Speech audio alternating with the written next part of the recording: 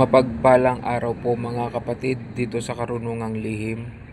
So, ngayon, narito po tayo para magbahagi ng isang salita na pangkalahatan. Ito po ay ginagamit sa pangkalahatan na espiritual, mapakumbate, depensa, pangkalahatan na po. Pwede po itong itato sa ating mga katawan dahil ito po ay selyo. At ipapaliwanag ko rin po dito sa video na ito kung ano po itong ibinabahagi ko ngayon. So, ito pong nakikita nyo ay ang selyo sa mata ni San Miguel Arcangel. So, kayo po ay nagulat kasi po meron po talagang selyo ang mata ni San Miguel Arcangel. Lahat po ng mga arkangheles na ginawa ng Diyos, lahat po yan ay may selyo at may gamit sa oras ng kinakailangan. Depende kung nasaan po kayong sitwasyon. So itong orasyon na ito ay nakuha ko pa sa Bukidnon. Itong orasyon na ito ay merong manggagamot sa Bukidnon na nagturo sa akin kung ano ito, at ibabahagi ko rin po sa inyo kung ano po ito, kasi ang aral ay itinuturo sa mga estudyante na gustong matuto at sa mga hindi abusado, dahil lahat ng abusado sa espiritual ay may balik sa kanilang sarili o hindi naman sa kanilang pamilya. Kaya matuto po tayong gumalang at rumispeto sa kung ano man ang inaaral natin sa espiritual.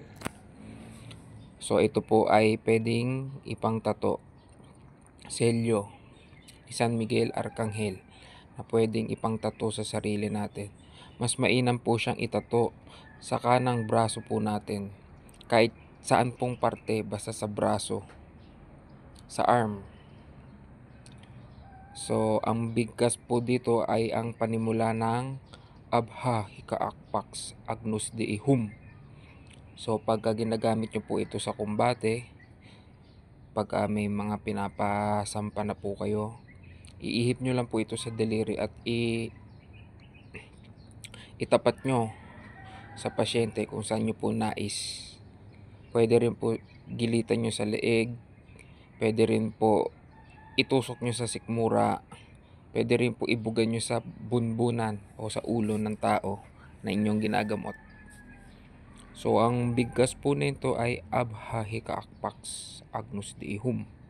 Tapos yung makikita nyong cross sign na tatlo dyan sa baba ay iihip nyo po once, or kapag ito ay gagawin nyong panangkap sa inyong mga bao o garapa, bago nyo po debusyonan ang orasyon na ito sa inyong mga garapa o bao na inyong ginagawa, ito po ay mas magandang gawin sa araw ng unang buwan ng Biyernes. Unang buwan, araw ng Biyernes. Tapos sa kanyo po ito pakapitin. Dasal-dasalin nyo lang din nyo po para kumapit po ang bisa sa inyong mga sarili. Yung iba po ay pinapatatuto sa katawan at idinadasal at sinasama sa kanilang mga debosyon kapag sila ay nagdadasal. So pwede rin po itong ilagay sa mga garapa, pangtato, pangkalahatan. So ito po, makikita nyo po yung triangle dyan sa baba. Letter J po yung nakalagay sa loob. So ibig sabihin ng J ay Jesus. Ayan. So ito po ay munting kaalaman lamang na ibinabahagi ko sa inyo mga kapatid.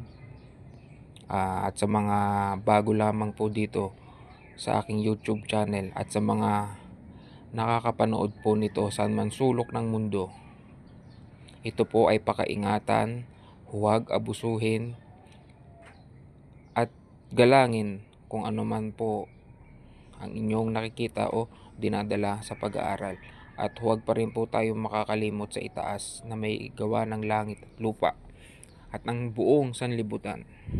Huwag po tayong makakalimot sa Kanya kasi sa Kanya po tayo kumukuha ng lakas, ng kapangyarihan sa araw-araw. At sa mga bago lamang po sa aking YouTube channel ay huwag nyo pong kalimutan i-like, share at subscribe at i-hit nyo na rin po ang notification bell para updated po kayo sa aking mga videos na aking mga tinuturo at ibinabahagi sa inyo. Maraming salamat po mga kapatid at meron pa tayong mga susunod na pagbabahagi ng orasyon. Maraming salamat po. God bless.